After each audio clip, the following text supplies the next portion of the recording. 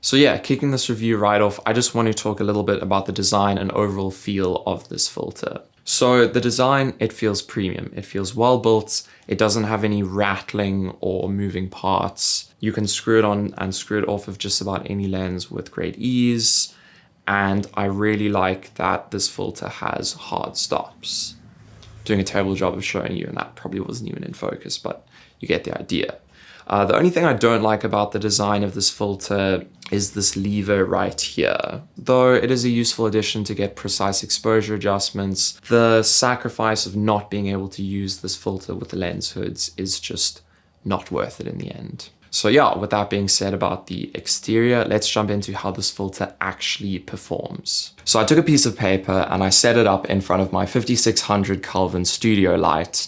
And as we can tell from the results, there really is a pretty minimal color cast. Well, on paper at least, pun definitely intended. But when we take this filter out into the real world, you'll notice more of a blue/aqua tint to the footage. Luckily for us, this is very easily corrected, either in camera with a custom white balance, which you should always do, by the way. Put your filter on and set your white balance after. Now, taking a look at sharpness, you would be hard pressed to find a noticeable degradation. I mean, in my testing, this filter handled sharpness excellently, and honestly, on a 4K video shot at a pretty high aperture, I could barely tell a difference. But then again, most filters in this price point handle sharpness pretty well.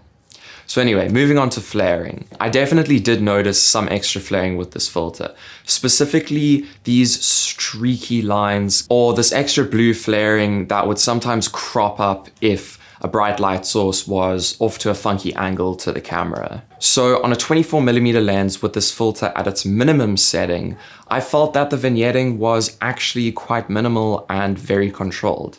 However, as we stop down this filter to its darkest setting, you really start to notice a vignette crop up throughout the frame. It almost looks like it's just short of turning into an X shape, but it's not quite there. So if you're going to be using this filter on anything wider than a 35mm full frame equivalent lens, I would say up to around 3.5 stops is optimal performance. Anything after that is usable, though I would stay away if you are shooting solid, consistent colors on a wider angle lens like a bright blue sky. Now, a typical ND filter is made up of two circular polarizers. These rotate in conjunction with each other to darken your image. The only problem with this is that a lot of us videographers don't want polarizing effects when using an ND filter. And it's very common for cheaper ND filters to have very strong, undesirable polarizing effects. So how does this filter handle polarization? Now let's take a look at this example of me panning away from the sun. We have a nice white to blue gradient in the sky and the greens look the way they should. Now, as we flip over to the variable ND filter, you can definitely notice that color shift we spoke about earlier. However, in terms of polarization effects, we still have a pretty solid white to blue gradient in the sky, and the greens don't pop that much extra. And we can verify that these effects aren't caused entirely by polarization because we can fix them with a simple white balance adjustment in post. Now, there's this really weird effect that would happen with my old variable ND filter, where if you shot into a bright light source, the sides of the object in front of that light source would almost double. It's very difficult to explain, so let me just put some examples on the screen for you. I tried to recreate this effect with the NiSi variable ND Pro, and luckily I could not when shooting into bright light sources. I don't know what this effect is called or what exactly causes it, so if you have a little more information that you can share with everyone else, please leave it down in the comments below.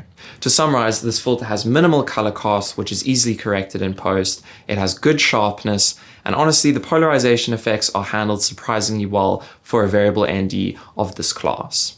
However, moving over to the cons now, this filter's vignette is definitely noticeable at its darkest setting on a lens wider than around 35mm.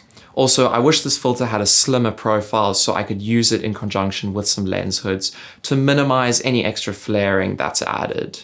And yeah, that's all I've got to say. I'll see you in the next one.